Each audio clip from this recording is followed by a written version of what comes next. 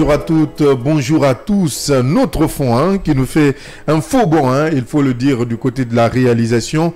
Notre fond qui nous fait un faux bond. Bonjour à tous, aimables téléspectateurs et auditeurs de Kavi Média. Vous êtes dans le scanner, votre émission de débat constructif qui vous parvient du lundi au vendredi quand il est 9h à Conakry. Au menu de ce numéro, la justice guinéenne a-t-elle une main tremblante ou la boussole tant annoncée est-elle en panne? Bien de questions à se poser vu la gestion du dossier lié à la dernière manifestation pro-CNRD à Cancan. Du 2 poids, 2 mesures, c'est le malheureux constat fait par de nombreux observateurs. Si les jeunes manifestants anti-délestage du mois de mars dernier et des femmes du RPG Arc-en-Ciel au mois de mai dernier ont été jugées à la vitesse de l'éclair, la procédure judiciaire enclenchée contre les manifestants pro-CNRD avance à pas de caméléon, comme il fallait s'y attendre. Plus d'une semaine après les instructions du ministre de la Justice, plus d'une semaine après, j'y arrive, les instructions du ministre de la Justice ne sont toujours pas mises en exécution. Une justice fiévreuse dont le seul remède réside dans le fait de donner raison à ceux qui dénonçaient un mouvement piloté à partir du palais Mohamed V, que nul ne me prenne au mot, cogito ergo sum. Je pense donc je suis. Pour moi, le doute est une science et vous entendrez tout à l'heure les commentaires de nos débatteurs. Et le coup de force du camp Latige pour contrôler la coordination nationale des enseignants contractuels de la zone de Conakry a finalement échoué après avoir dans un communiqué annoncé la destitution d'Alsenima Binti Kamara, actuel coordinateur régional de la zone spéciale de Conakry, et de son adjoint. La décision du comité régional du salut des anciens contractuels de la zone de Conakry, dirigé par Mohamed Latige Brahim Salim le savant, n'aura été que de courte durée. Invraisemblablement, ce comité qui dénonce une instrumentalisation des membres du bureau exécutif et l'ingérence entre autres illégale du syndicat national de l'éducation n'est pas aussi crédible qu'il le prédit. Ne soyez surtout pas étonnés de ce que vous entendrez tout à l'heure dans l'enquête réalisée par notre équipe. Et au Sénégal, la situation très compliquée d'Ousmane Sonko tend vers un dénouement heureux. Lui qui représentait un cauchemar pour le régime Macky Sall vient de bénéficier du soutien d'une centaine d'acteurs sociopolitiques sénégalais dans une pétition récemment signée. 142 personnalités demandent la libération de l'opposant et l'annulation de la dissolution de son parti, le PASTEF. Elle estime qu'Ousmane Sonko est dans une position de danger extrême et que si Macky Sall ne fait pas d'effort de dépassement, un drame est en vue. Mais cette démarche de ces acteurs peut-elle aboutir vu les charges retenues contre l'opposant? Décryptage à suivre dans cette émission. Le scanner, et en bonus, nous parlerons de cette autre actualité. 2 mois après son offensive contre le Kremlin, Prigojine meurt dans un crash d'avion survenu dans la région de Tver alors que l'appareil quittait Moscou pour Saint-Pétersbourg. Il y avait à bord 10 personnes, aucun survivant. Si certaines sources parlent d'un missile qui aurait touché l'appareil, d'autres n'écartent pas l'hypothèse d'une probable implication de Moscou qui n'a jamais toléré la trahison. Et nous parlons également de la perturbation de la desserte du courant électrique en Guinée. Depuis quelques semaines, des coupures intempestives sont constatées dans plusieurs quartiers de Conakry. Si certains quartiers sont concernés par des travaux, d'autres ne sont aucunement associés. En pleine saison pluvieuse, la desserte devrait pourtant être normale. Si tel n'est pas le cas, quel est donc le véritable problème? C'est la question que nous tenterons de répondre dans cette émission. Bienvenue dans le scanner.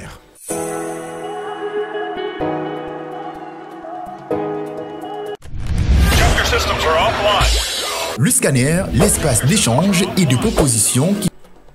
Et c'est parti pour plus d'une heure de débat ici. Nous sommes jeudi, c'est jeudi d'enquête. Nous ouvrons aussi le débat avec nos différents débatteurs pour parler des sujets brûlants de l'actualité. Vous nous regardez à l'instant sur Kavi Média, sur Facebook. Vous nous suivez grâce à notre page Flash Guinée Kavi Média. Si vous nous écoutez à Conakry, vous êtes forcément sur la 89.5 Kavi FM, le média du développement, il faut le dire.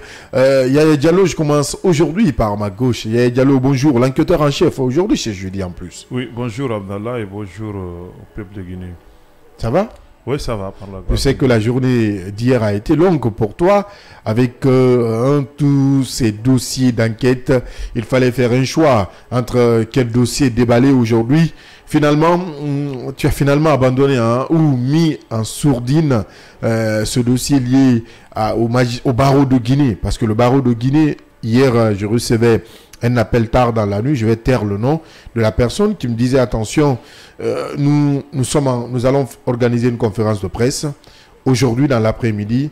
Donc, si vous voulez d'autres précisions, donc on va nous retrouver à la maison de la presse Yaya Diallo. Finalement, on a mis en sourdine ce dossier en attendant les explications du barreau de Guinée. Oui, effectivement, c'est un dossier quand même qui cristallise, disons, l'attention des uns et des autres, notamment de la presse.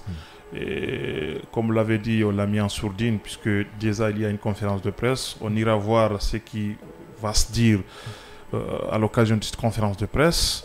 Nous avons toute la documentation y afférente. Oui. Et bien, on verra très bien, on va faire une comparaison et de voir naturellement si ce qui est dit est conforme à ce qui est écrit.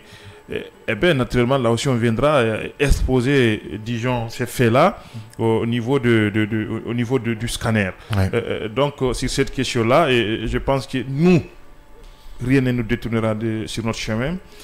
Celui de la promotion de la démocratie et de l'état de droit. Sur cette question... Et surtout, le développement, c'est notre ligne. Oui, le développement, ça sous-entend le développement. Ouais. Tout cela couronné par le développement. Ouais. Parce que Kavi, c'est sa première vocation. Ce qui fera de nous, naturellement, le meilleur de médias, de tous les médias. Et ça, c'est l'objectif que nous nous sommes fixés. Et c'est un média de proposition... pas que de critiquer. On critique, on propose. Ouais. Voilà, on donne la parole à tout le monde. Donc rien ne nous fera fléchir. Hein. Absolument. On reste droit dans les bottes et on continue de mener cette enquête. Quoi qu'il arrive, hein, quelles que soient les menaces, les tentatives de dissuasion, nous, on continue notre bout de chemin. Et comme l'a dit Yaya, toute la documentation, nous avons de la documentation nécessaire. On attend juste de recouper l'autre côté, hein, parce qu'il faut se dire la vérité. On avait tenté de joindre des gens de ce côté. Ils étaient réticents dans un premier temps. Ouais. Mais je ne sais pas pourquoi ce revers de situation.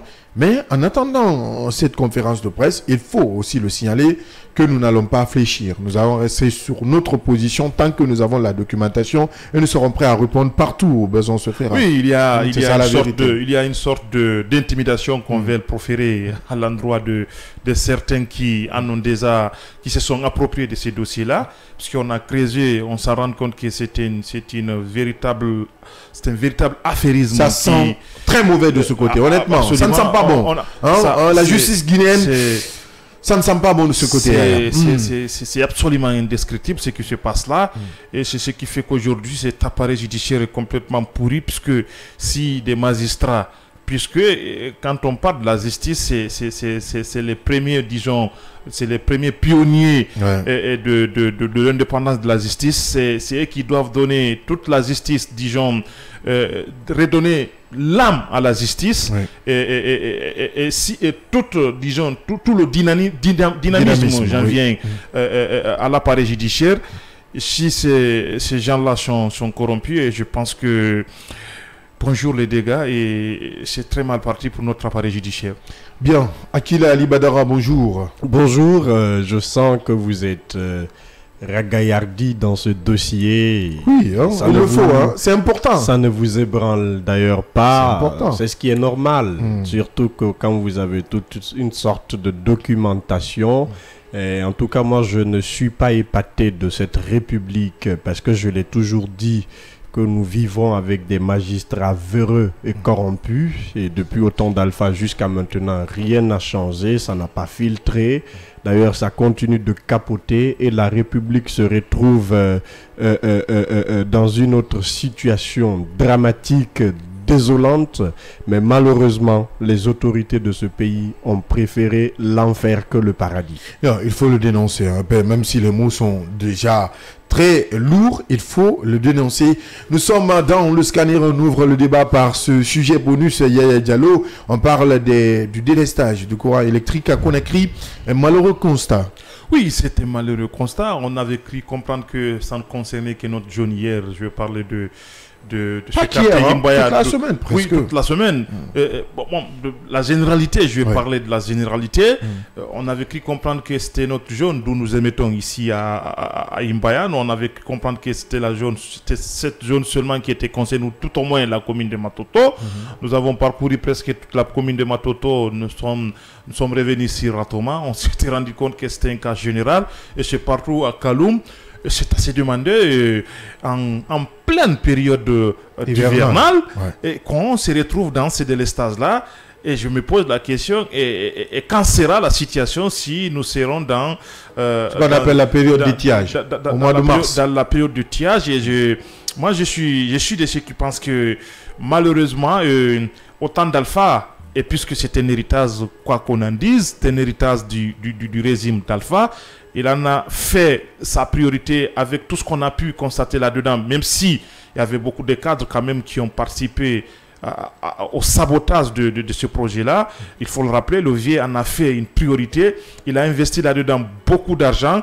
Et aujourd'hui, on s'en rend compte que petit à petit, ça dégringole. Il y a une véritable politique, disons, énergétique qu'il faut mettre en place. Et je pense qu'au niveau de l'EDG, on est beaucoup plus préoccupé par comment se remplir les poches avec ces fameux compteurs prépayés, alors qu'en réalité, il y a un véritable vide qui s'installe. Ces délestages, nous risquons, pour ne pas dire que nous sommes presque là-dedans, d'assister à cette fameuse expression tour qu'on avait connu ici sous le régime Lansana Conté.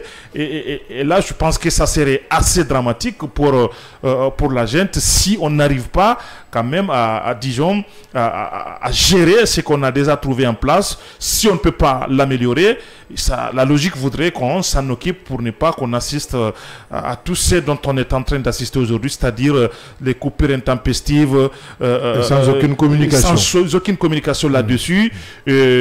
Moi, je suis en contact avec beaucoup d'agents au niveau de DG. Aujourd'hui, tout ce qui les intéresse, au nom d'une refondation qu'on ne retrouve plus, c'est les compteurs, c'est les compteurs prépayés qu'on essaie de brandir ici et là, parce que ça demande, disons, une autre procédure qui consiste à payer de l'argent.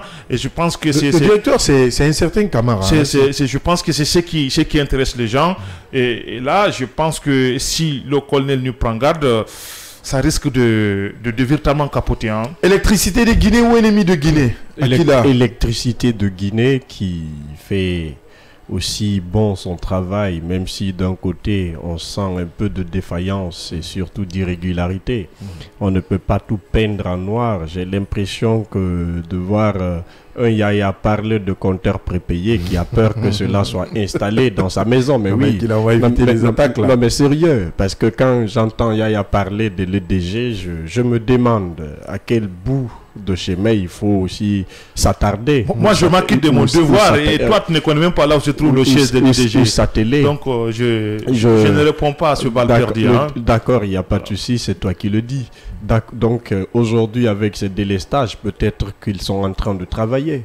Il y a avec ces travaux mais ils doivent quand même communiquer. Surtout la lenteur. Nous sommes en période hivernale, nous devons quand même avoir cette desserte normalement. La lenteur dans la communication, c'est ce que je n'ai pas aimé. Mais d'habitude, ils réagissent parce qu'ils ont aussi des chargés de communication qui des personnes réagissent. Que toi et moi connaissons quand même. Le DG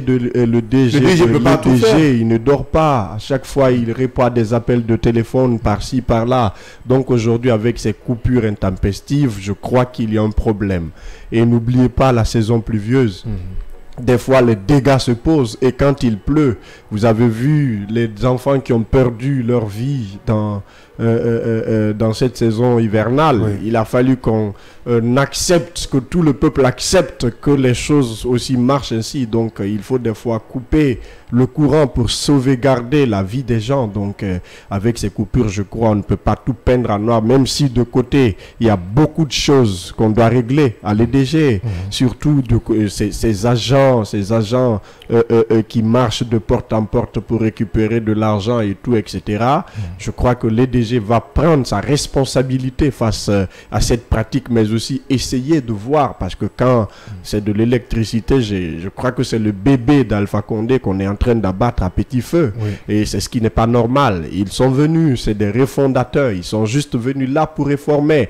Donc si on ne peut pas aller de l'avant, mais qu'on n'accepte pas qu'on manque de courant à tout moment, mais avec cette saison hivernale, je comprends les DG et je crois peut-être qu'ils vont essayer de s'arranger et faire une bonne communication, parce que souvent il faut que les gens interviennent, il faut que les gens critiquent pour que DG fasse une communication. Moi, ce qui m'a beaucoup plus fait marrer, c'est quand une fois je suis allé à l'aéroport, j'ai trouvé qu'il n'y avait pas de courant électrique. Il n'y avait pas de courant électrique à l'aéroport, mais je me suis dit, mais on est dans quelle république? Non, mais ça arrive quand même.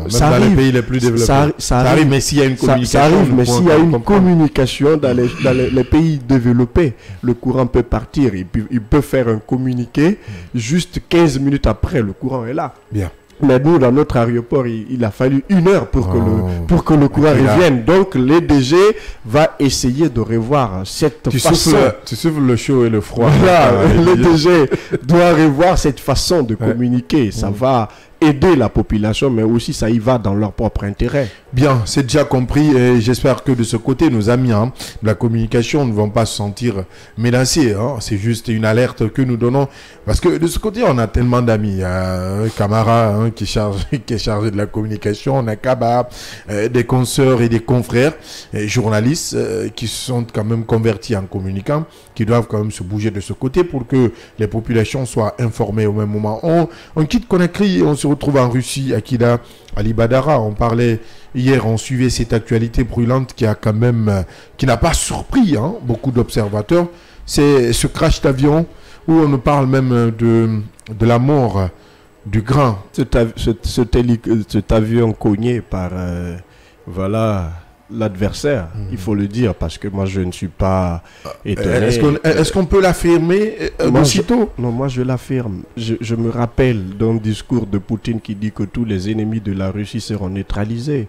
Vous avez vu quand Prigozhin a été un grand adversaire de Poutine, qu'il a même voulu le renverser au pouvoir. Il a fallu l'intervention ici du président de la Biélorussie et des autres pays qui entourent la Russie.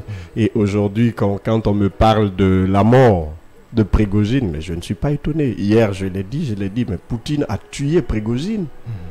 Regardez. En tout cas, si c'est l'avion là qu'on nous a montré sur France 24, c'est pas un crash. Ouais, c'est loin d'être crash. Non, c'est pas de la manière dont l'avion est tombé.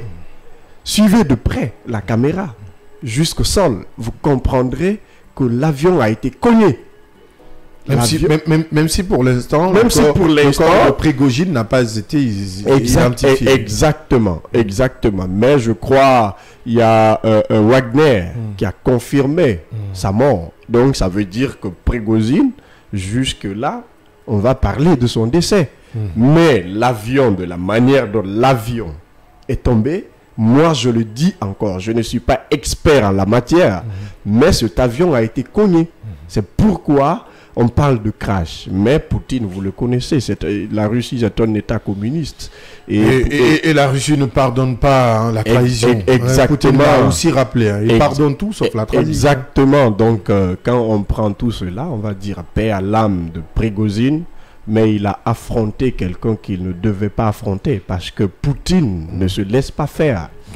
Poutine, c'est quelqu'un avec une stratégie bien connue. Vous avez vu même ceux qui se sont opposés à l'attaque de l'Ukraine, les prisons étaient remplies.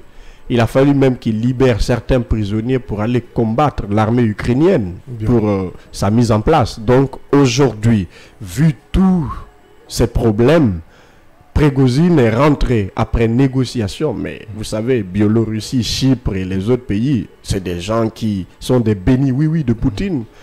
Tout ce que Poutine décide, soutien incontestable. Voilà, c'est des soutiens. Tout ce que Poutine décide, ils vont marcher là-dessus. Donc, c'était un piège monté contre Prigozhin.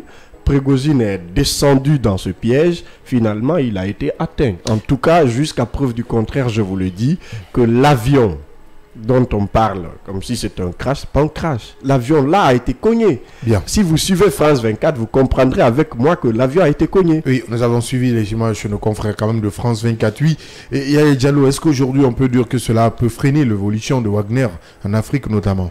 Non, ce qu'il faut rappeler que c'était le Wagner dans sa composition, c'est un groupe paramilitaire, disons, entretenu par la Russie, parce qu'on parle d'un groupe armé privé qui est indépendant de l'État russe, c'est qu'on nous dit, mais qu'en réalité, on s'est rendu compte que après quelques prises de bec entre, disons, Evgeny Prigozhin et certains responsables du ministère de la Défense, en l'occurrence le chef d'état-major des armées russes, on s'est rendu compte que, et là c'est à part de la communication du président russe, on s'était rendu compte que l'État russe avait investi plus d'1 milliard de dollars dans le traitement de ce groupe paramilitaire russe, donc Wagner, qui par ailleurs opère au nom de l'État russe partout à travers l'Afrique et qui ramasse assez de richesses, il faut le dire, au compte, et cela au compte de l'État russe. Ça, c'est le premier aspect. Le deuxième aspect, c'est qu'il faut signaler, c'est que moi, je suis cet événement, mais je suis partagé entre un optimisme, disons, modéré et un pessimisme assez avancé sur ce qui se passe au niveau autour d'un supposé décès ou assassinat de Prigozhin. Puisque Prigozhin, c'est quand même, il faut le rappeler, les faits, c'est quelqu'un qui cogitait autour de Poutine. C'est lui qui gérait, on l'appelait le cuisinier de Poutine, sa société qui gérait tout ce qui est alimentation au niveau de la présidence russe, au niveau de Kremlin. C'est à partir de là qu'ils ont décidé de mettre en place, disons, ces fameux groupes paramilitaires qu'on appelle Wagner. Comprenez par là que c'était un homme de confiance de Poutine. Hein. Oui. C'était un homme de confiance de Poutine. C'était quelqu'un à tout faire de Poutine. Alors, il quitte, c'est lui le numéro 1, le patron de Wagner. Il décide de d'étendre, disons, l'empire Wagner en venant en Afrique, en s'installant en Afrique, notamment l'Afrique de l'Ouest, le Mali, le Burkina Faso, et ainsi de suite. Hein. La Centrafrique aussi, le groupe Wagner existe. Mais on s'en rend compte que dans la composition de Wagner, Wagner est principalement composé, disons, par des gens qui sont assez limités, pour ne pas dire des analphabètes. Non, on ne va pas rentrer dans tous les détails. La question est simple. Est-ce qu'avec la mort de Prigozhin, on peut dire qu'il y aura l'évolution de Wagner ça ne va pas impacter Wagner. Les jours à venir ou les mois à venir. Tu me coupes la parole là, justement. Oui, on est en train d'échanger.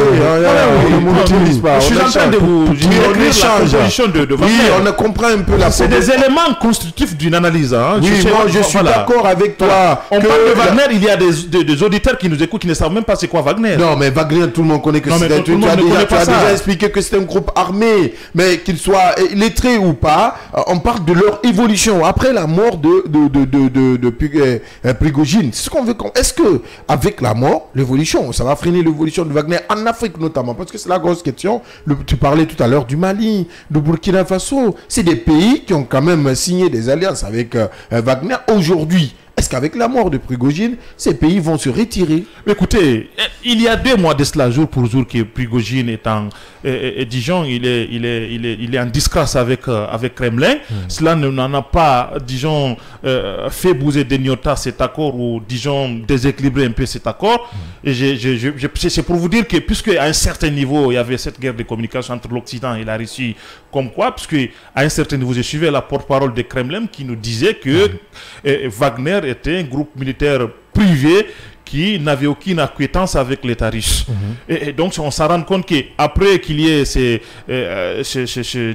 escarmouches entre Prigojine et son patron, et son ancien patron, on s'est rendu compte que c'était quand même un projet de l'État russe entretenu par l'État russe. Donc, c'est pour vous dire que ce n'est pas quelque chose qui peut entamer ou arrêter l'élan de Wagner en Afrique ici. C'est un projet russe qui consiste, disons, à s'installer autrement sur le continent africain, et parce qu'il faut le dire, parallèlement, Wagner est là, c'est au nom de la sécurité, c'est au nom de la défense, mais en réalité, il y a des exploitations clandestines qui se font comme tout autre, disons, partenaire extérieur, et là, je pense que le débat ne devrait pas être à ce niveau-là. Le débat, à mon avis, c'est de savoir qu'est-ce qui se passe réellement, qu'est-ce qu'on veut nous dire réellement sur cette question qui passe entre, disons, Prigojine et son ancien patron. Bien, c'est ce qui est déjà compris. Rapidement pour terminer. Non, ça ne va pas impacter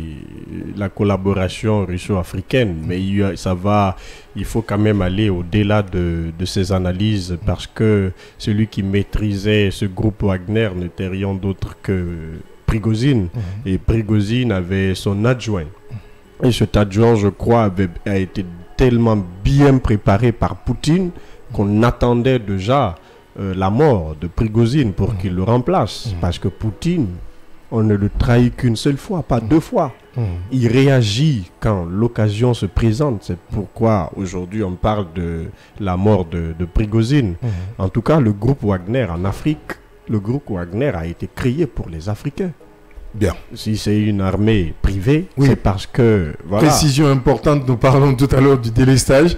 On a quand même des sources qui nous ont fait parvenir le communiqué dans lequel EDG informait sa clientèle qu'il y aurait, suite à des travaux, je rappelle, informe son immeuble clientèle que dans le cadre des travaux de finalisation du système de contrôle-commande du poste Sanoya, une partie des lignes interconnectées 110 kV entre les postes Manea, Sanoya, Kisoso et Matoto sera conciliée, coupée du lundi 21 au mercredi 23 de 8h à 16h. Les quartiers de Dabondi, Bonfi, Matama, Soumania, Baïlobaya, Kagbele, les communes de Ratoma, de Matoto, certaines localités de Kindia et de Fouta seront tous concernés par cette coupure d'électricité durant ces travaux. Donc c'était une précision importante. Donc si nous nous retrouvons dans la commune de Ratoma, tous, c'est que forcément EDG avait fait un communiqué.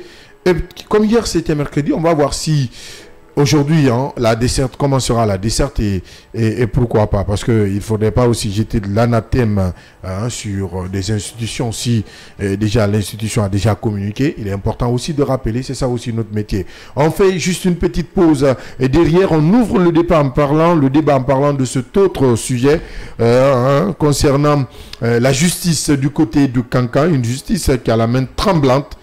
On se pose la question, où est la boussole tant annoncée?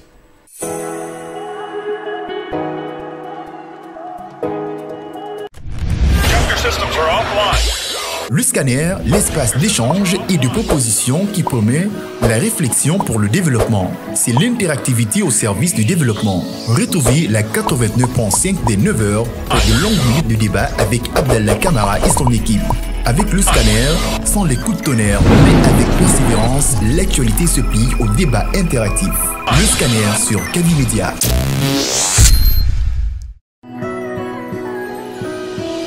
Dans un monde médiatique où la seule critique prospère, où les solutions sont voilées, le scanner de Kavi, comme la fossile du preux chevalier, écarte le rideau du nuage et laisse s'exprimer le soleil et la vérité. Le scanner, c'est l'émission du débat constructif. Le scanner sur Kavi Media.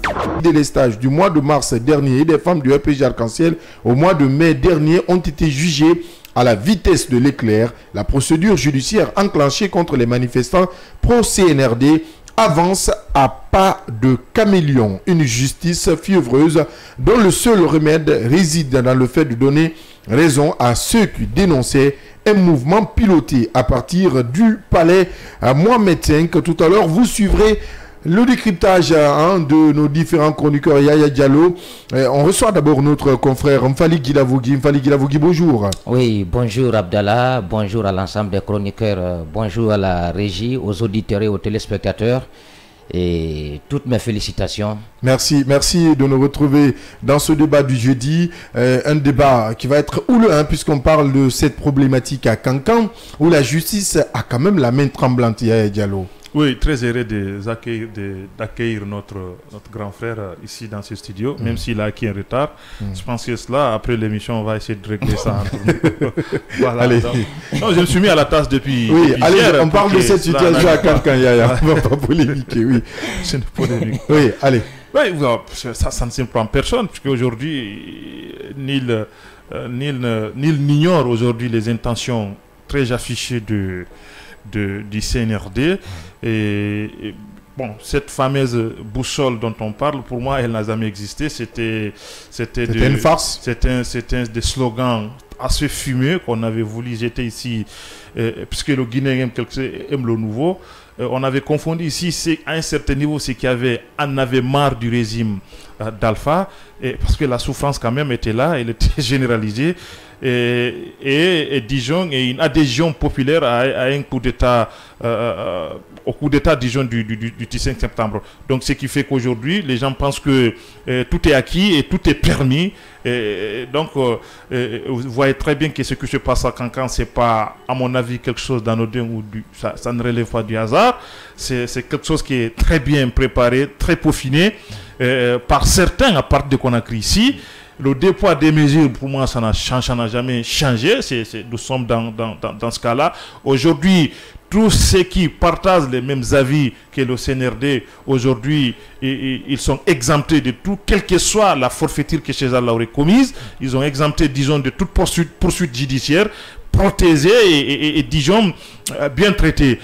Par contre, aujourd'hui, tous ceux qui ont ce qu'on appelle une voix dissonante ou contraire disons, au palais Mohamed V, aujourd'hui, disons, c'est clairement, ces gens-là sont clairement voués aux gémonies. Et là, je pense que si on s'inscrit dans cette logique-là, je pense qu'on est en train de marcher sur les erreurs du passé. Marcher sur des œufs même. Il faut le dire. Et là, aujourd'hui, je me dis que ce n'est secret pour personne. Nous sommes très proches du 5 septembre. On sait de ce côté qu'est-ce qui se prépare. Et je vous l'avais dit ici que les jours à venir ou les mois à venir, on verra autre chose ou on entendra autre chose dans ce pays-là. Et certainement, vous serez peut-être agréablement surpris. Pas le pire. J'ai dit peut-être agréablement surpris. Pas le pire. Je ne joue pas au Cassandre, Abdallah. J'ai dit certainement, vous serez agréablement d'accord avec vous serez agréablement surpris de ce qui viendra. Mais je dis, on est en train de préparer, comme on le dit, le terrain. Le 5 septembre, il y aura un concert géant qui sera animé par nos mégastars qui sont par ailleurs des alliés disons du CNRD. Je ne sais au nom de quelle paix. La paix, c'est le respect de la loi, à mon avis. La paix, c'est le respect de ces valeurs qui fondent notre société. La paix, c'est le respect de la parole donnée. La paix, c'est le respect du discours du 5 septembre. Si on est en phase avec le discours du 5 septembre, à mon avis, et je pense qu'on n'a pas besoin d'organiser, disons, ces arts de concert. Et pour terminer cette question, rapidement. Pour terminer sur cette question aujourd'hui, nul ne sait. C'est-à-dire que le phénomène qui passe au niveau de l'appareil judiciaire expliquerait un peu, s'il faut le dire comme ça, cette dépendance, disons, de l'appareil judiciaire, parce qu'aujourd'hui, nous avons un ministre de la Justice qui veut tout contrôler et qui, aujourd'hui, est prêt à mettre au pas tout magistrat qui, disons, oserait élever la voix contre sa décision. Et c'est malheureux. Bien, comme l'a dit Yaya, oui, Mfali Guilavogui qui nous rejoint. Mfali, vous avez suivi cette actualité comme nous du côté de Kankan. Si les anti-CNRD, ces dames qui ont manifesté pour réclamer le retour d'Alpha Condé ont été jugées à la vitesse de l'éclair, les pro-CNRD, en tout cas, sont pour le moment libres et vaquent librement à leurs activités. Oui, je pense que c'est d'abord un aveu d'impuissance. Et d'ailleurs, il faut dire que le président de la transition, en prenant les rênes du pays, avait quand même tenu un engagement. il a pris un engagement de mettre un terme notamment au culte de la personnalité. Oui. C'est qui, dans un passé récent, alors se faisait un peu partout à travers le pays. Donc je pense que ce discours a quand même suscité assez d'engouement. Mais quelques mois plus tard, on a comme l'impression que le même le colonel Mamadi Doumbouya, alors qui prenait les engagements aujourd'hui, est en train de passer outre toutes les annonces qui ont été faites. Parce que on ne peut pas comprendre, surtout que l'appareil judiciaire, parce que la justice a été présentée comme la boussole, non seulement de la transition, mais désormais pour tout un chacun, pour tout citoyen. Mais les Guinéens ont été surpris de voir, notamment dans la zone de Kankan, qu'il y ait notamment des manifestations organisées par les gens du RPG Arc-en-Ciel. On a vu des bonnes femmes qui ont été violentées, et certains ont été même emprisonnés, jugés et condamnés en fonction des lois de la République. On ne peut pas comprendre quelques mois plus tard qu'il y ait dans la même zone une autre manifestation, mais cette fois-ci des pro-CNRD. CNRD, oui. Voilà. D'abord, ils ont outrepassé la décision du colonel, comme quoi désormais il fallait mettre un terme au culte de la personnalité. Ça, c'est un des deux, mais c'est dans le fief, si vous voulez, non seulement du RPG Arc-en-Ciel, mais du CNRD. Donc, à mon avis, ce qui s'est passé du côté de Kankan, c'est pour le colonel un véritable revers, mais aussi, s'il faut dire, c'est une insulte à l'égard, si vous voulez, des Guinéens. Parce que le président de la transition ne peut pas prendre un engagement, et que c'est dans son fief que des jeunes qui se réclament du CNRD, alors je pense qu'ils ne sont pas plus guinéens que les autres. Oui. C'est vrai que tout ce que le CNRD est en train de faire, il y a des actes positifs. Oui. Mais puisque dès le début, en prenant le pouvoir, le président de la transition, le CNRD, ils avaient annoncé que désormais, alors tout n'allait pas être comme par le passé. Je crois que dans les conditions normales, cette manifestation ne devrait pas avoir lieu à Kankan.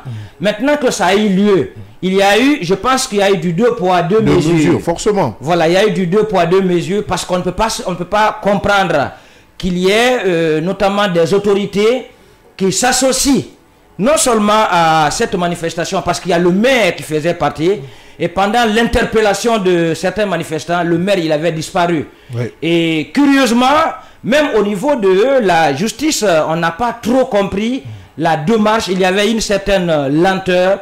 Moi, je pense que tout ça, c'est du 2 poids 2 mesures. Et ça discrédite aujourd'hui, si vous voulez, notre justice. Ça veut dire que la boussole qui a été annoncée hier est complètement déboussolée aujourd'hui. Et que le colonel, ce qu'il a dit hier, aujourd'hui, si je pense qu'on était dans un pays normal, on devait dire aujourd'hui qu'il est en train... Il a trahi, si vous voulez, tous les engagements pris hier, parce qu'on ne peut pas comprendre qu'une décision soit prise et qu'aujourd'hui, des citoyens qui se réclament du CNRD viennent bypasser cette décision. Oui, Akila Ali Badara, est-ce que de ce côté, on peut dire que la justice a échoué du côté de Kankan, puisque dans les autres procédures, on a vu quand même cette célérité. Mais avec les pro-CNRD, c'est comme si Charles White était piloté par un trône. Je suis déçu, mais pas étonné du comportement de certains membres du CNRD. Parce qu'aujourd'hui, le CNRD ne manque que de sièges d'un parti politique pour vaguer à ses activités politiques, organiser des campagnes électorales. Même si le CNRD a toujours dit qu'il ne sera pas candidat. Il faut le préciser. D'accord, ils l'ont dit. Mais ce qui se passe me laisse sur mes fins. Et je me garde. Si vous prenez la composition du CNRD, vous comprendrez avec moi qu'il n'y a absolument aucun membre cité dans une liste.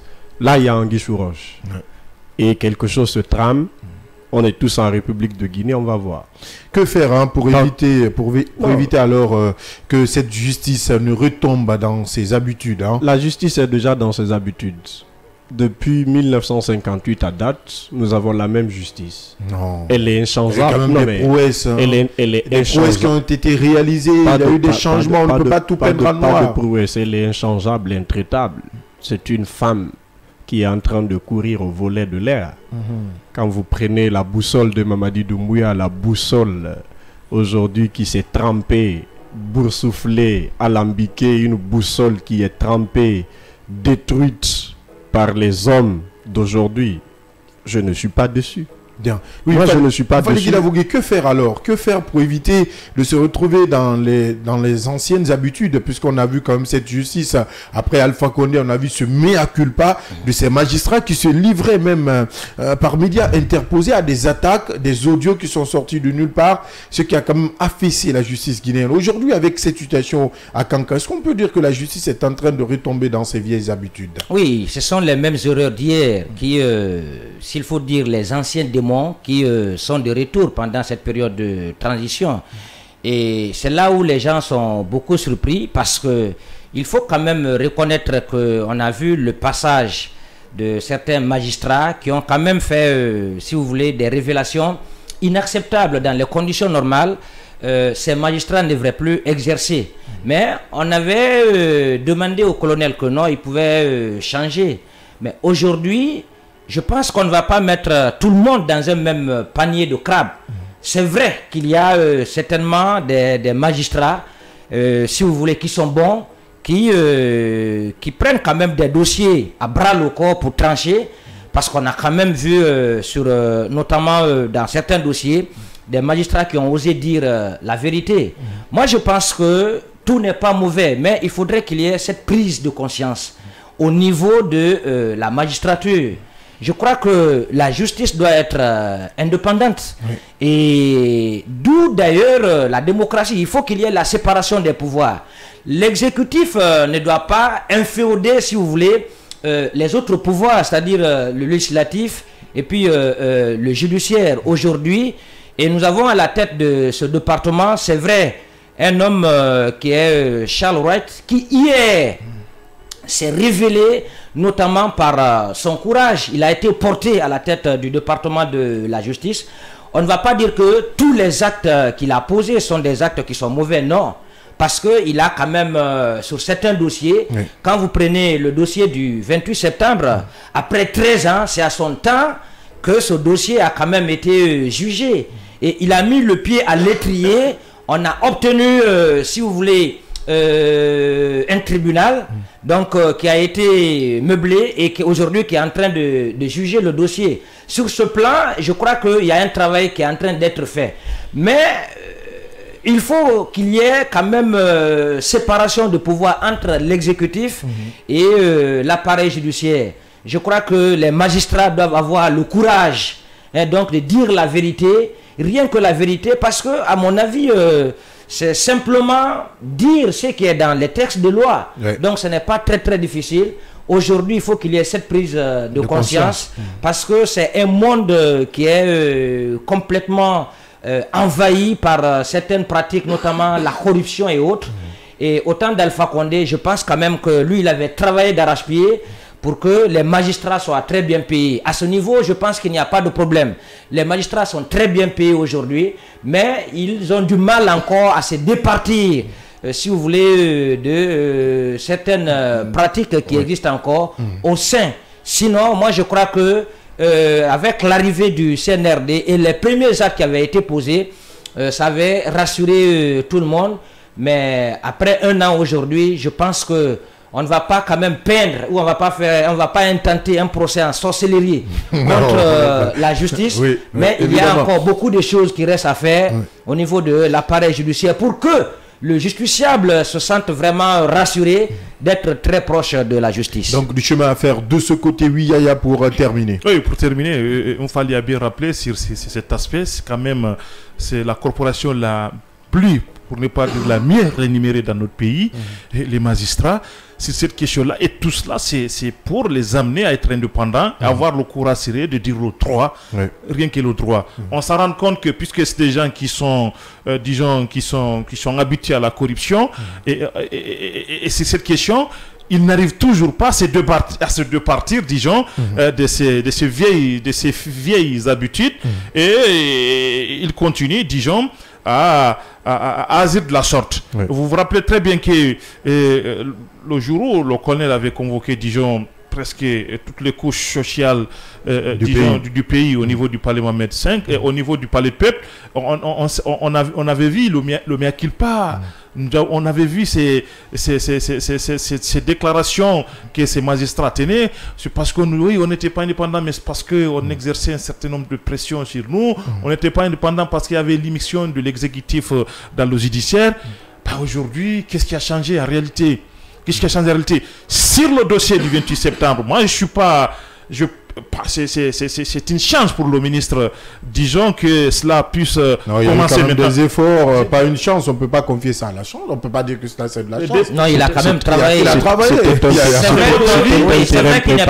C'était un terrain préparé fait par le régime d'Alpha Condé que Charles a poursuivi. C'est un terrain qui était très bien préparé parce que le ministre Cheikh Sako, à l'époque, tenait à ce que le procès soit organisé. C'est une continuité. Voilà. Oui, c'est ce que je suis en train de vous dire. Il faut partager les félicitations. Il a eu la chance que cela puisse débuter à ce niveau, puisqu'on s'était rendu compte que sous le régime défunt, il n'y avait pas une volonté politique. C'était ça aussi en réalité, puisque c'était un des facteurs quand même qui avait sonné le clash entre l'ancien ministre de la Justice et le président Alpha Condé, parce qu'on s'était rendu compte qu'à l'évidence, tout était là, mais Alpha n'avait pas, disons, la volonté politique d'organiser ces procès parce que voilà, il aurait des acquaintances avec certains qui sont aujourd'hui sur le banc des accusés. Donc ce qui veut dire qu'aujourd'hui, moi je ne peux pas tirer un chapeau sur Charles parce qu'il y a ce qu'on appelle ce débit, parce qu'aujourd'hui on n'est même pas à 1%, disons, de l'évolution de ces projets-là. Non, donc, attention, on a dépassé 1%. Là, je ne vais pas aller sur... On est à quelle phase? Non, mais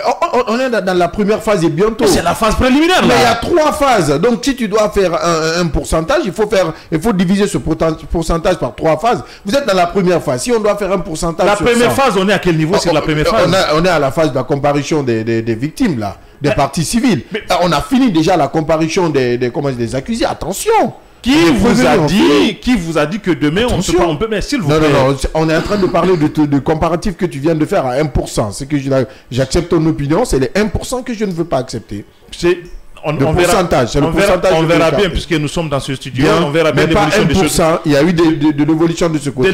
Et toute la Guinée le sait. Il y aura des rebondissements. Je suis d'accord. Oui, parce que déjà, nous sommes sur un point de réqualifier encore une fois les choses. Je pense que c'est un tâtonnement, c'est un projet qui patauge. C'est ça la vérité. D'accord. Attention. Je pense que, voilà, en 30 secondes sur ce dossier, il faut quand même tirer chapeau pour le CNRD et pour le ministre de la Justice, parce que vous-même vous l'avez rappelé, ça a été un combat de longue haleine. Parce que, imaginez-vous, c'est au temps de M. Alpha Condé que le dossier, il y a eu l'instruction. C'est vrai que tout avait été bouclé, mais est-ce que le CNRD avait, si vous voulez, cette contrainte d'organiser le procès? Non, parce que c'est une période de transition. Mais après 13 ans, ce sont quand même des militaires. Et c'est là où il faut vraiment les saluer. Ils ont quand même pris le taureau par les cornes. Aujourd'hui, il y a eu quand même des avancées, parce qu'après la première phase, on a tous entendu, et je crois que c'est d'ailleurs un signal fort pour tous ceux qui viennent désormais au pouvoir. Ça veut dire que si vous vous rendez coupable de certaines infractions, après votre exercice, un jour, vous pourrez être face à la justice. Donc ça, c'est un acte quand même à saluer. Il faut aussi il faut quand même reconnaître le travail. Ce qui appartient à César. Il faut reconnaître le travail qui a été qui est en train d'être mené par le département de la justice. C'est vrai, avec les moyens de bord. Donc qui a quand même qui est parvenu à organiser ce procès-là. C'est un véritable acquis pour le CNRD. Et nous allons prendre quelques réactions de nos téléspectateurs sur notre page Facebook. Kaba Bamba qui dit formidable. Jules Débat, bonjour à toute l'équipe, bonjour à mon frère Akila, bonjour à mon Timbi Touni d'Ampita. C'est un plaisir pour moi de vous suivre depuis ma position à Dakar. Je remercie Akila de m'avoir envoyé le lien afin que je puisse pour la première fois suivre cette émission. Recevez mes salutations les plus sincères. Jules Débat depuis la terre de Macky Sall. Akila, ça c'est chez toi, du côté du Sénégal. Donc, un coucou. Guéridef. Et Nicolas Sakovogui qui nous dit bonjour à tous à propos du délestage. Je crois que EDG avait fait passer un communiqué sur sa page Facebook. On est revenu là-dessus tout à l'heure. Aïcha Kamara qui suit cette émission qui dit bonjour à l'équipe et Alpha Zaidan Diallo, bonjour à l'équipe des chroniqueurs et à l'équipe des chroniqueurs et à toute l'équipe du Scanner et plus particulièrement à l'ambassadeur Akila. Hein? Akila est devenu ambassadeur dans cette émission. Honnêtement, c'est pas possible. Un ambassadeur sans mandat. Hein?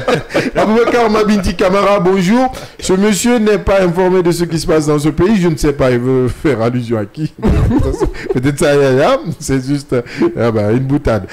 Sekouba Robi Diallo qui dit salam à tous.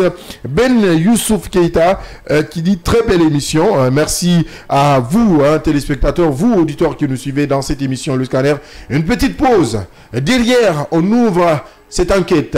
Une grosse révélation dans cette émission Le Scanner.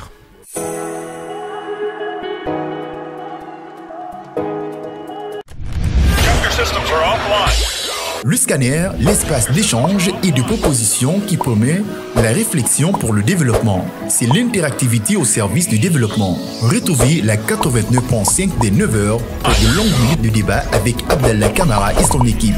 Avec le Scanner, sans les coups de tonnerre, mais avec persévérance, Dossier d'enquête du jour, je vous l'annonçais, le coup de force du camp Latige pour contrôler la coordination nationale des anciens contractuels de la zone de Conakry a finalement échoué après avoir, dans un communiqué, annoncé la destitution d'Alcine Mabinti Kamara, actuel coordinateur régional des anciens contractuels de la zone spéciale de Conakry et de son adjoint. La décision du comité régional du salut des anciens contractuels de la zone spéciale de Conakry dirigé par Mohamed Latige Brahim Salim Le Sava n'aura été que de courte durée.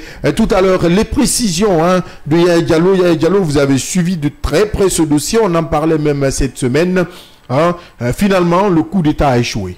Si on peut l'appeler ou le qualifier comme ça. Oui, on peut se le permettre prosaïquement que ce coup de pouce au niveau de la coordination des contractuels des enseignants contractuels a échoué, puisque depuis le vendredi passé, nous avons réussi ici, disons, à Gavi ici, disons, ces communiqués qui nous disaient que, disons, Al-Seyni Mabinti Kamara, en flagrant, n'était plus, disons, ce coordinateur qu'on a connu depuis 2018. Alors, on a vu plus loin dans le communiqué certaines accusations qui sont articulées contre Mabinti et son exécutif.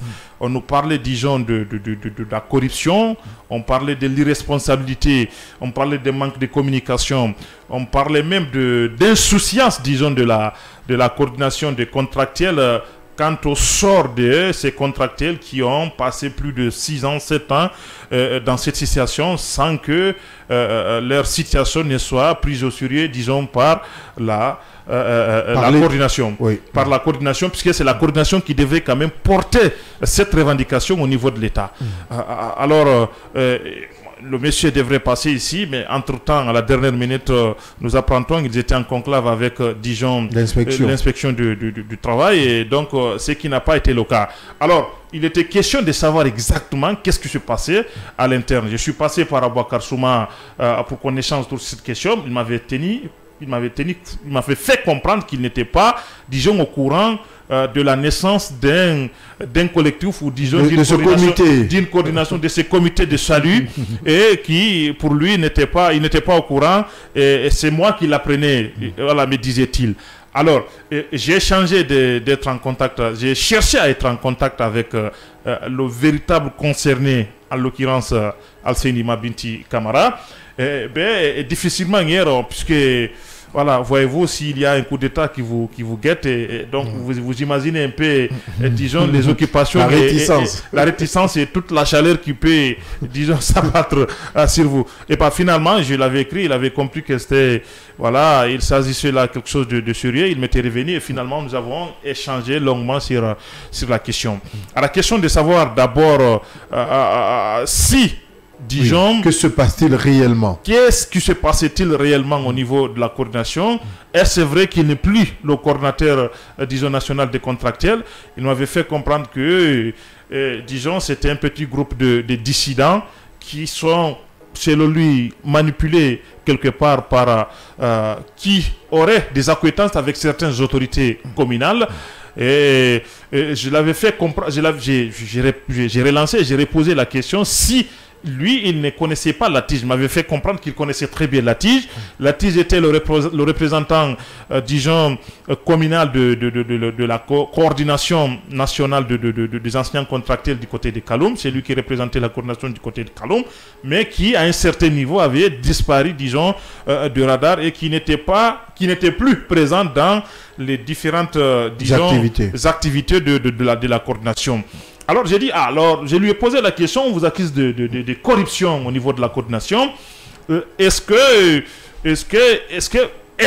vrai il y a ce qu'on appelle cette question de corruption parce qu'on vous accuse d'être, disons, en connivence avec l'OSNE et que l'OSNE aurait, disons, certaines de façon illégale s'impliquaient dans la gestion de la gestion de votre coordination.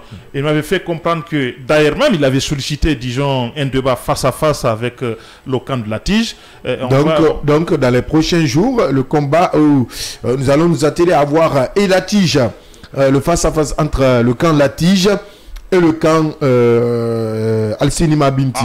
Donc pour l'heure, si nous devons faire rapidement et nous devons clore ce dossier, c'est que effectivement Alseni Mabinti reste le coordinateur régional des anciens contracteurs de la zone spéciale de Conakry. Donc le camp Latif a été débouté par l'inspection générale. Mais effectivement, c'est cela qu'il s'agit aujourd'hui. Et hier, il m'avait dit qu'hier, ils étaient en réunion.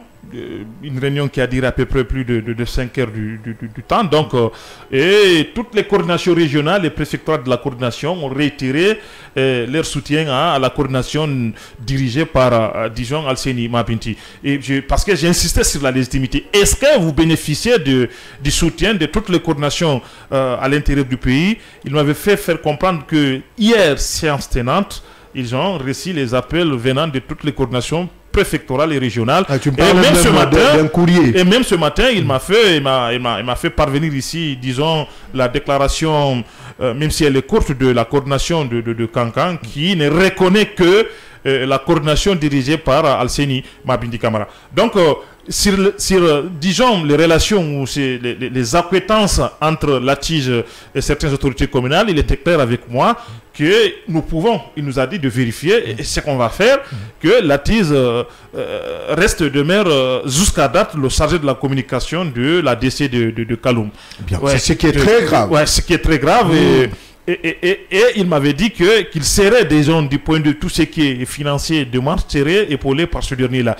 J'ai cherché, puisque j'ai insisté là-dessus, comment se fait-il qu'il y ait une telle crise au niveau de votre coordination et qu'on ait ici le SLEG, qu'on ait le SNE et d'autres, disons, d'autres organisations syndicales, sans pour autant que ces gens-là puissent s'impliquer là-dedans.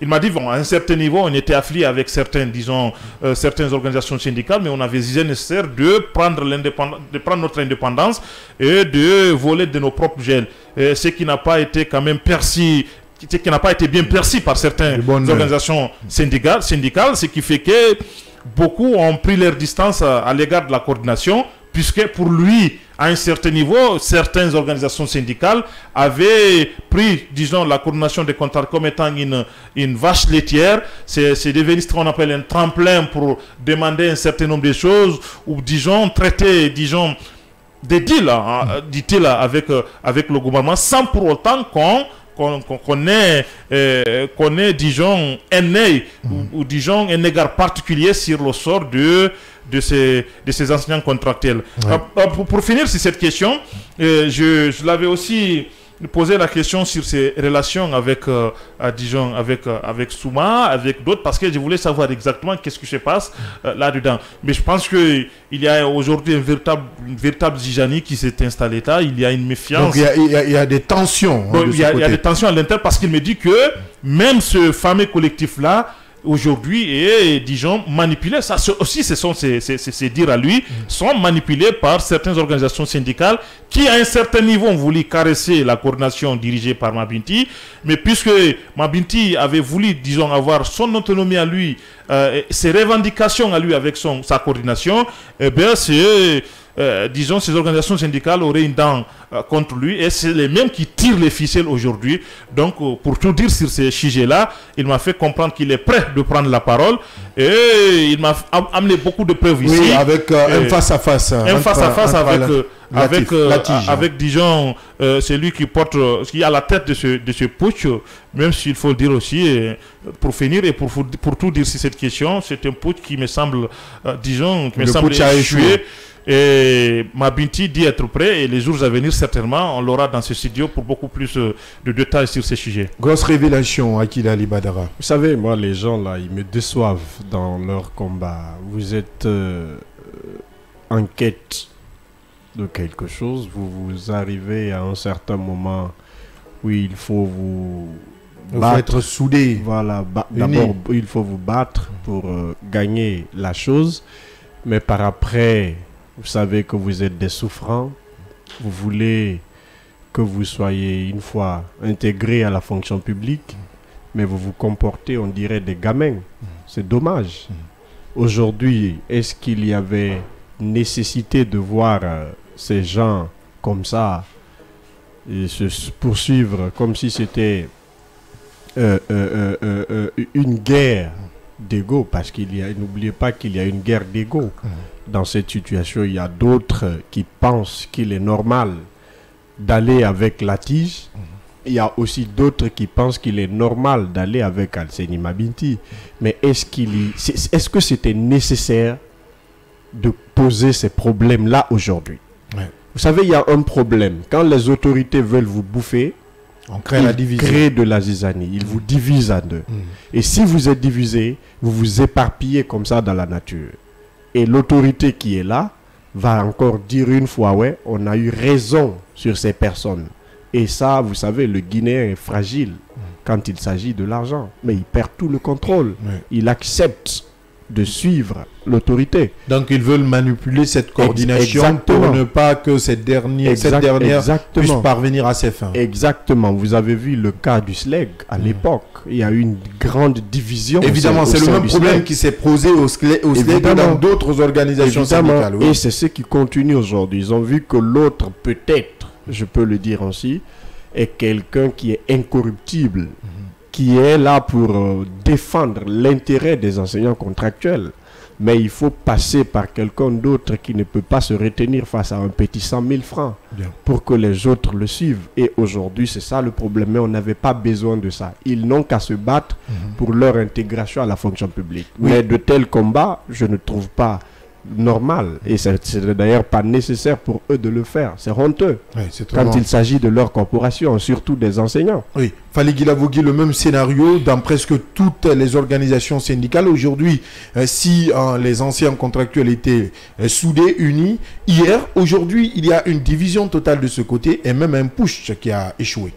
Oui, il faut dire que c'est malheureux ce qui se passe dans le secteur du syndicalisme et plus particulièrement au niveau de l'éducation, parce qu'on a quand même vu des enseignants durant l'année scolaire qui ont traversé, si vous voulez, des périodes assez difficiles. Ceux qui étaient à l'intérieur du pays, par exemple, je pense que beaucoup ont travaillé dur durant des mois parce que l'autorité n'avait quand même pas respecté l'engagement qui avait été signé. Donc des arriérés n'avaient pas été payés. Et récemment d'ailleurs, je pense que les négociations entamées n'ont rien donné, d'abord parce que jusqu'ici les enseignants continuent encore à courir derrière les autorités afin que les arriérés soient payés. C'est très malheureux. Moi je pense que c'est devenu, le monde de l'éducation est devenu un monde de crocodiles et de crabes. C'est très malheureux. Je pense que cette division au sein du syndicalisme, d'ailleurs, syndicalisme s'il y en a encore, parce que certains viennent là simplement dans ce monde, c'est pour pouvoir se remplir les poches. C'est très malheureux ce qui se passe entre c'est vrai que la diversité est bonne. On ne peut pas dire que non, il faudrait que tous les enseignants soient seulement membres d'un seul syndicalisme. La diversité, elle est bonne, mais je pense que les syndicalistes doivent défendre des valeurs et non de l'argent. Et on a comme l'impression aujourd'hui que s'il y a eu fissure donc au sein des contractuels, certainement c'est parce que l'autorité est en train de soudoyer certains avec de l'argent pour pouvoir casser les rythmes. Et je crois que ça va être très malheureux parce que dans 1 mois et demi, on va aller à la rentrée prochaine. Ce sont des enseignants complètement désemparés qui vont se contenter encore des salaires de lance-roquettes pour venir pleurnicher, si vous voulez, devant les élèves. Et perturber les cours. C'était le bon moment de faire pression et de mettre en place une unité d'action. Donc, pour pouvoir faire fléchir le gouvernement sur leur plateforme revendicative. Mais si ça va dans tous les sens, certains ne souhaitent pas cette unité d'action, mais c'est pour simplement des intérêts égoïstes. Je pense que ces contractuels vont encore lamentablement échouer. D'ailleurs, il y a des problèmes parce que pour eux, il faut engager tout le monde. Alors qu'on a vu au temps de M. Alpha Condé, des enseignants contractuels qui ont été engagés. Oui. Pour la plupart, c'était des militants. Oui. Des militants et sympathisants. On a même vu des insulteurs. Donc des gens très actifs sur les réseaux sociaux. Publics. Voilà, qui ont été engagés au compte de l'enseignement. Aujourd'hui, pratiquement qui ne donnent rien. Et ce sont eux qui reviennent encore pour faire cette réclamation. Moi, je pense que sur toute la ligne, s'il n'y a pas d'unité d'action, c'est vraiment un mouvement qui est appelé peut-être à être enterré, comme on a vu dans un passé récent. Bien, c'est tout ce qu'on pouvait dire par rapport à cette actualité. Et si le camp Latige nous écoute à l'instant, le défi est lancé. En tout cas, le camp Alseni Mabinti souhaite un débat très houleux, un débat d'arguments pour savoir qui est réellement à la tête de cette coordination. Sans transition, on parle de cet autre sujet au Sénégal, la situation d'Ousmane Sonko, tend vers un dénouement heureux, lui que représentait un cauchemar pour le régime Macky Sall, vient de bénéficier du soutien d'une centaine d'acteurs sociopolitiques. On parle d'une pétition signée par 142 personnalités qui demandent au chef de l'État de libérer l'opposant et d'annuler la dissolution de son parti, le PASTEF. Je commence par Akila, puisque quand on parle des questions liées à l'actualité sénégalaise,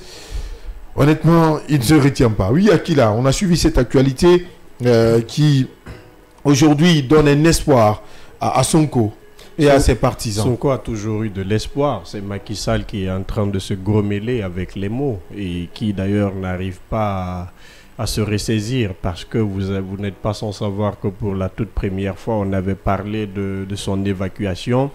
Le pouvoir avait décidé qu'il vienne en Guinée et passer ailleurs. Sonko a refusé cette offre quand il était en prison. Et aujourd'hui, on voit ces centaines de partis politiques se réveiller pour demander la libération d'Ousmane Sonko. Moi, je crois qu'on doit sortir un peu de cette démagogie, parce que c'est une démagogie interne. Et vous voyez, il y a, parmi ces partis politiques, il y a les anciens collaborateurs du régime Macky. Et si ces personnes-là aujourd'hui, nécessairement, étaient aptes et promptes à défendre les causes d'Ousmane Sonko, c'était d'organiser des marches pour la libération d'Ousmane Sonko, parce que Sonko est victime de toute une injustice qui ne dit pas d'ailleurs son nom. Vous avez vu Macky Sall, quelqu'un qu'on peut accuser d'escamotage de téléphone, du jamais vu dans le monde. C'est une première. Et c'est une personnalité, voilà, ça trempe. C'est une loi, une loi appliquée, une loi de poubelle appliquée à Ousmane Sonko.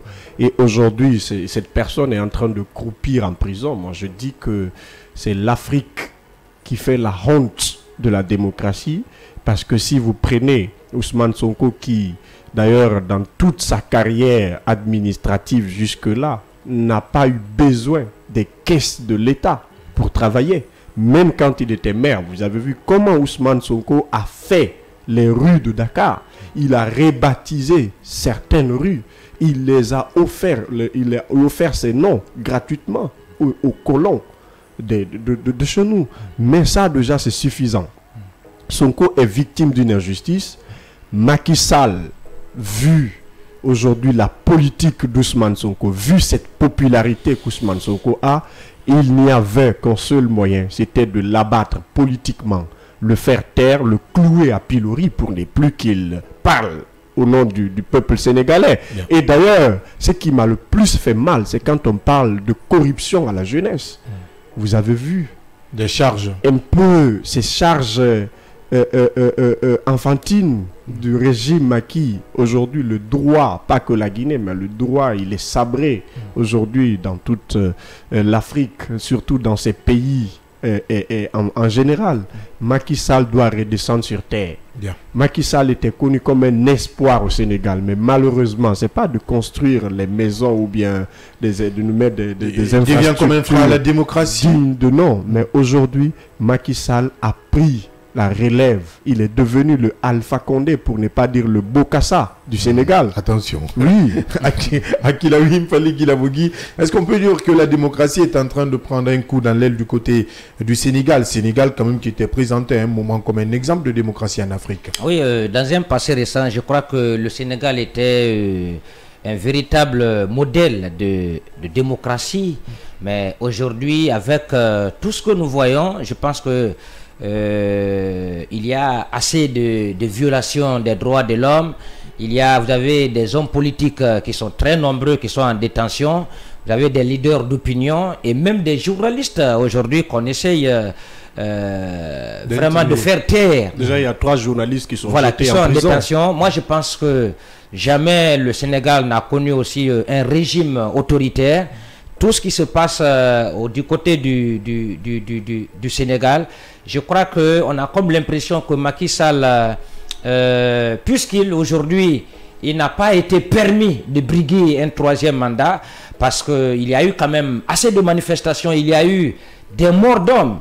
Au lieu aujourd'hui qu'il fasse son mea culpa devant le peuple sénégalais, il ne veut pas tomber seul, il ne veut pas aller seul. Donc il passe par 1001 moyens pour pouvoir faire tomber ce jeune qui est quand même, à mon avis, l'espoir de la jeunesse au Sénégal.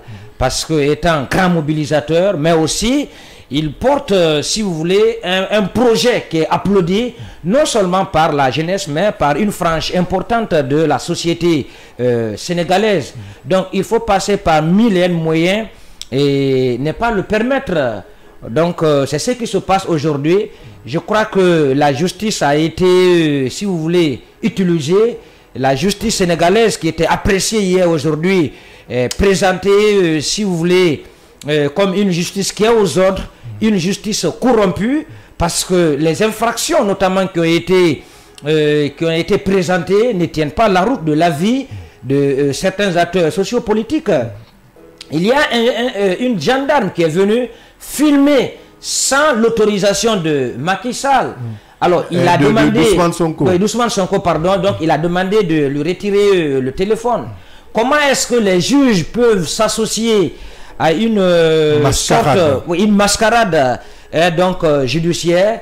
Je crois que ce qui se passe du côté du Sénégal aujourd'hui, mais beaucoup accusent aussi la société, parce que jusqu'ici, c'est vrai, c'est une partie de la société qui est en train de condamner ce qui se passe au Sénégal, mais tous les Sénégalais ne condamnent pas, parce que certains jusqu'ici soutiennent encore, si vous voulez, Macky Sall.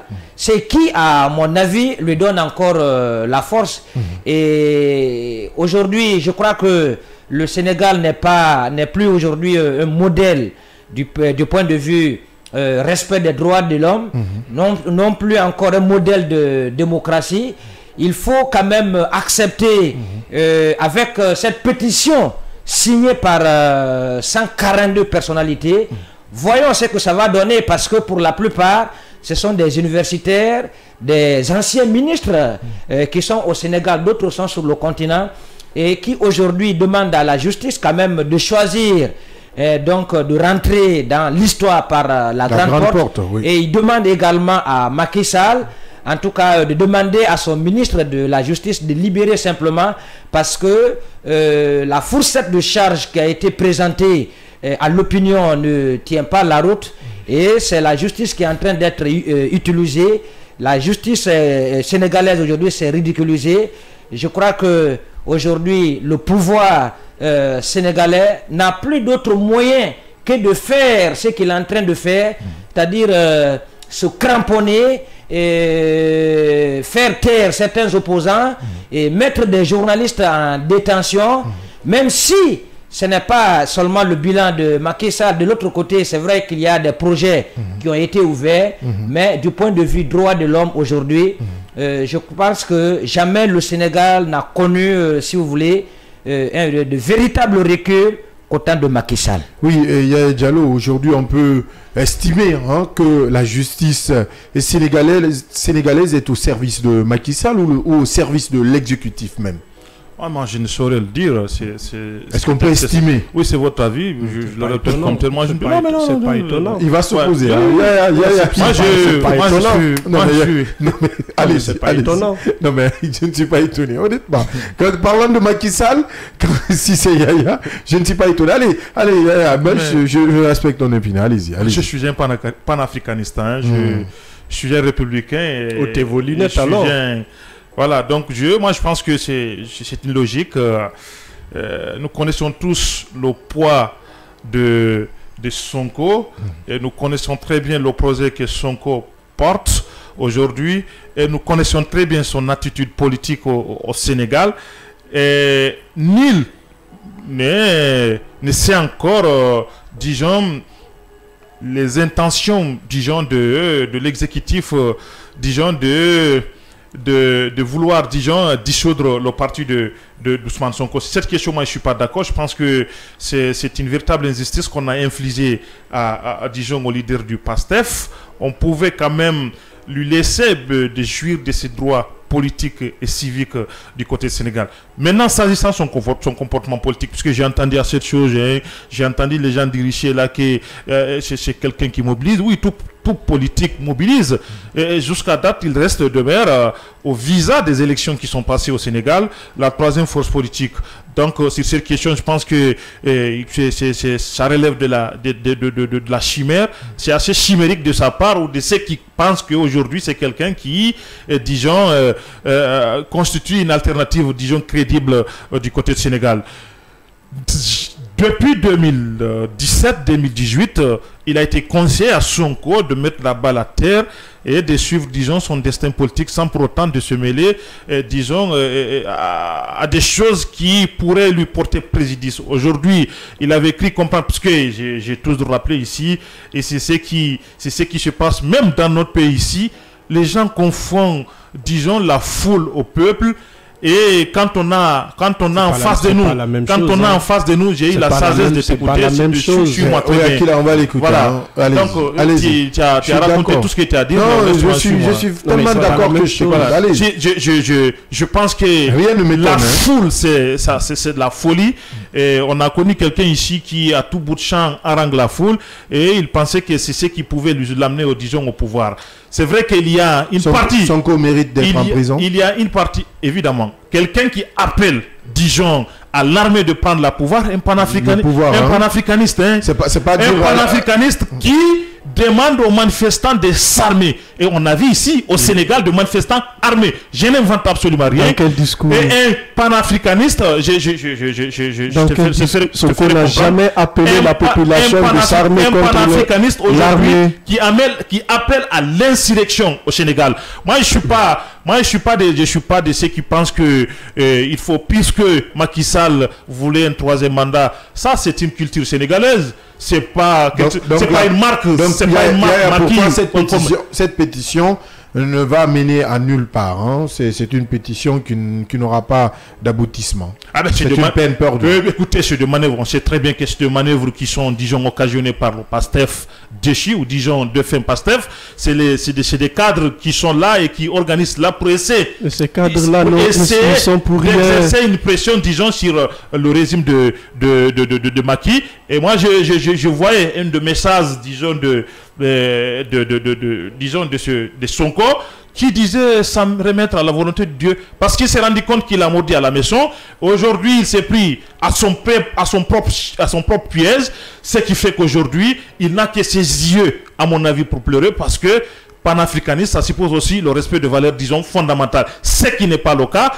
Aujourd'hui, pour ceux qui disent qu'il y a beaucoup de leaders politiques qui sont incarcérés du côté du Sénégal, je vous apprends qu'aujourd'hui, que ce soit Khalifa Sall ou Karim Wade, ils sont tous réhabilités et c'est des gens, c'est des potentiels candidats et sans pour autant oublier Idrissa Seck qui constitue la deuxième force politique sénégalaise. Oui, Akila, rapidement pour terminer.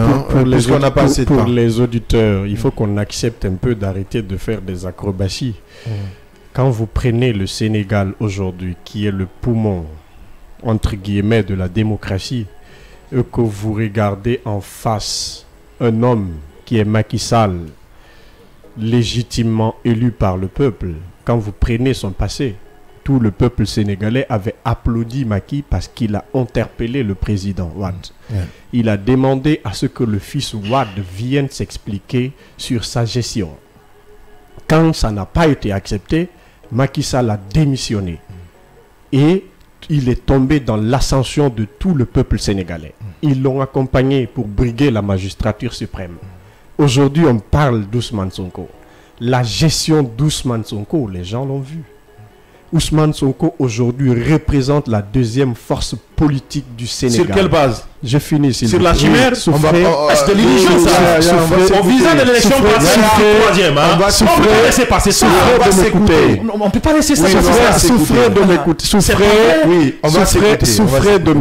Souffrez de m'écouter. On va s'écouter néanmoins. Il parle de Khalifa Sall. Il parle d'Idrissa Seck. Idrissa Seck, c'est quelqu'un aujourd'hui qui est d'accord avec Macky Sall. C'est pas interdit. Je finis, s'il vous plaît. Souffrez de m'écouter. Aujourd'hui, je suis diplomate envers vous. Oui, parce qu'on t'a qualifié de diplomate. Là, je comprends. Voilà. Un diplomate ambulant. Aujourd'hui, au Sénégal, n'en déplaise à qui veut l'entendre, on veut abattre Ousmane Sonko politiquement. Pour la toute première fois, parce que Ousmane Sonko a dit que le Sénégal, c'est aux Sénégalais. C'est-à-dire, la France ne va plus s'ingérer dans les affaires sénégalaises. Et c'est bien normal que cela se passe.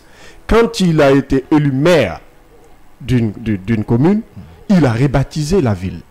Aujourd'hui, les ruelles au Sénégal ne sont plus appelées Charles de Gaulle ou bien quoi. Sonko l'a fait. La popularité. Donc aujourd'hui, cette pétition peut aboutir. C'est une pétition qui peut aboutir, mais aller au-delà de cette pétition pour que plus jamais un opposant se retrouve en prison à cause d'escamotage de téléphone, parce que c'est l'Afrique qui est insultée. Regardez les chaînes internationales. Quand la présentatrice de France 24 parlait du cas Sénégal, parlait du cas Ousmane Sonko, mais elle en riait. Parce que les charges qui étaient là ne tenaient pas. Mais c'est d'insulter la mentalité des gens. Oui, Mfali Guilavogui, par rapport à cette actualité aujourd'hui, est-ce qu'on peut estimer, voir en tout cas la dissolution du PASTEF annulée et Ousmane Sonko en liberté et jouir de ses droits civiques sur le territoire sénégalais? Oui, c'est ça, je crois, le vœu de tout un bon Africain, de voir le Sénégal revenir, de voir Macky Sall qu'on a vu hier quand il n'était pas président, de le voir défendre des valeurs. On ne peut pas comprendre qu'à la fin de son mandat, qu'il puisse se rétracter ainsi. Ce n'est pas à lui d'imposer son prochain successeur. Il revient. Même normalement, s'il avait travaillé, il devait travailler au sein de sa famille politique pour chercher un dauphin. Mais ce qui n'a pas été fait. Donc aujourd'hui, il est obligé de passer par ce moyen, donc pour pouvoir choisir certainement le prochain président. Mais est-ce que le peuple sénégalais qui va aller dans les urnes, est-ce que le peuple sénégalais va accepter toutes ces manœuvres? Moi, c'est ce que je veux voir, parce que ce qu'il est en train de, ce que Macky Sall est en train d'imposer à son peuple, ça n'a jamais marché ailleurs. Est-ce que ça va marcher, si vous voulez, au Sénégal? Attendons de voir, parce que c'est qu'on voit venir, au cas où la crise s'enlise, on ne le souhaite pas, mais on peut voir, si vous voulez, une autre situation qu'on ne souhaite vraiment pas pour le peuple sénégalais. Moi, je crois qu'aujourd'hui, il a encore le temps, puisque la rue ne lui a pas permis de briguer un troisième mandat. il est revenu à la raison. Il devait travailler d'arrache-pied au sein de sa formation politique pour pouvoir choisir vraiment quelqu'un qui peut peut-être le remplacer. Mais une fois encore, moi je crois que le peuple sénégalais est un peuple mûr, un peuple qui ne choisit pas sur la base peut-être l'ethnocentrisme et autres, là, ça a été ces derniers temps. Sinon, il y a un peu longtemps, c'était un peuple quand même qui votait sur la base des projets de société. Et je pense que pour les prochaines élections à venir, le peuple saura faire quand même le choix entre le bon et le mauvais candidat.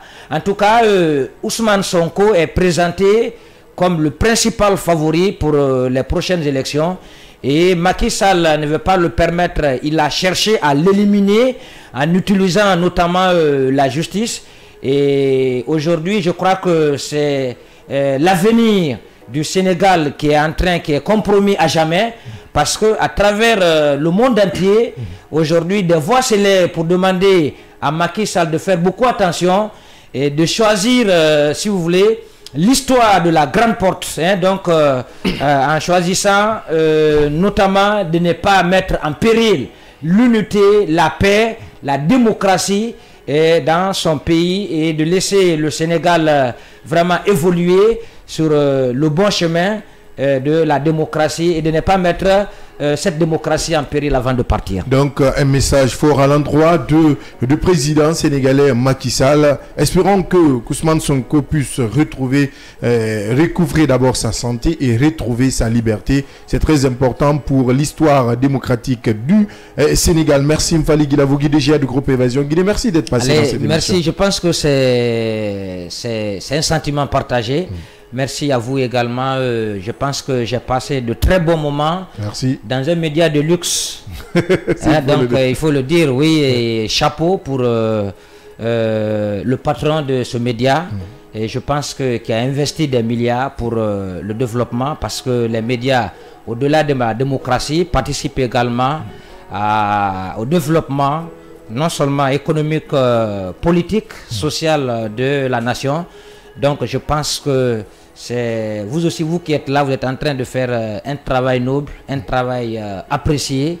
Et chapeau à l'équipe de l'émission Scanner et au directeur général, M. Sidibé. Oui, merci vraiment. Et oui, Akila, merci. Merci. On se reprend, c'est demain. Hein? Oui, c'est demain. On se reprend demain vendredi pour les questions d'actualité. L'enquêteur en chef, merci pour tous ces détails. On a beaucoup appris sur l'enseignement, les anciens contractuels. Oui, c'est un dossier qui est en gestation. Nous sommes en train de voir et de creuser, et les semaines prochaines ou les jours à venir, on verra très bien de ce côté qu'est-ce qui se passe réellement, de qui entre Mabinti et Latiz, qui aura le dernier mot. Merci également à l'équipe technique du jour, à la régie télé, Vabako Ivogia Sanso, Robert Kourouma, Salif Bangoura, Melika Sitaouteik à la réalisation, Michel Ouamounou, et production Alpha Silla à la radio. Nous ont accompagné Mamadou Diallo, Mohamed Yatara Kandé Sanko, le tout dirigé par notre directeur technique, sans oublier notre infographe Diabré. Omar Diallo à la direction technique a accompagné pendant ce avant-dernier numéro de la semaine. On se reprend demain avec d'autres actualités dans votre émission de débat constructif, le Scanner.